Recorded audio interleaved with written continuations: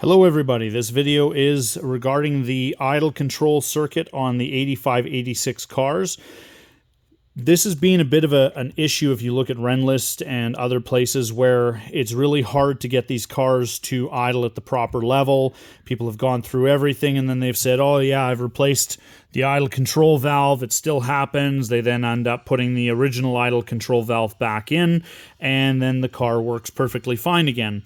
However, the original idle control valve and this new one as well do have brushes in them, so they do eventually wear out, and they are always working, so it happens more than we would really like. The new idle control valves are available through 928's R Us, and I did put one in this car and had the high idle situation. Now, as you can see here, I do have for this these two ports jumpered, and I'll just try and get a better picture. There you go. You can see those two ports are jumpered. And by doing this, what this does is it sets the idle control valve into a fixed position when the engine is running. So you need to have an idle control valve installed or plug the two hoses so that nothing can really get through. But if you do plug those hoses, you need to back off the screw in here about 4.5 turns just to get the car to idle correctly. Once you have preferably the old idle control valve installed and you have the new one that is idling high plugged in and the jumpered, what you want to do is you want to start the car and you want to look inside this hole here. And you can see how open or closed the valve is. And what you do is you hold on to this piece here and you hold on to this piece and you twist the two of them with the car running with that jumper in place. You then want to close this up until it's about the same opening as what the factory unit is when you take it out, which is just a hair smaller than what it is currently. But once you do this, that will close down a little bit. Once you get it to more like a factory setting, what I would suggest doing is taking a scribe and drawing a line on the black piece to the silver housing so that you have a reference point. Then, once you've got that reference point on and you've got it closed up just a little bit from where it comes from the factory, you then put this back into position onto the engine, and you start the car and you adjust that screw down and you use a timing light so that you can have an accurate RPM, and you set the ignition or you set the idle speed per the factory recommendations. If you cannot get it down to the correct idle speed, and this valve is, say, closed entirely, then you need to come back to this and you need to twist it closed a little bit more and try it again. And with that scribe that you have then put on here, you then don't have to have the engine running again. You just twist the housing so that the marks are just a little bit closed or a little bit open, and then you put it back in and try again.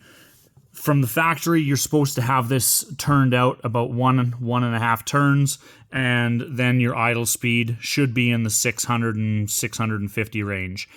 So if you can't get it down with this open to the correct level, you come back and again, you tighten it down so that it closes the valve, obviously turning the black piece this way will close it, turning it the opposite way will open the valve. So if you close it too much and you can't get the idle speed to be high enough, and you don't want to have that turned more than 1.5 turns, 2 turns tops, then you come back, you open it up a little bit the other way, and you put it back in.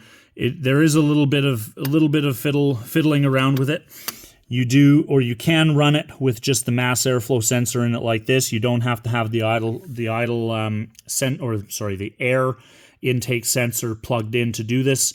And then you just make your adjustment, put it back on. You don't even have to tighten the clamps to make your test. Put the MAF back into position, fire up the car, see how it's running, see where your idle adjustment is set.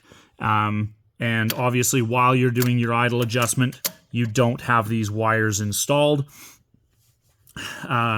so that way you can make sure that you are getting the correct level.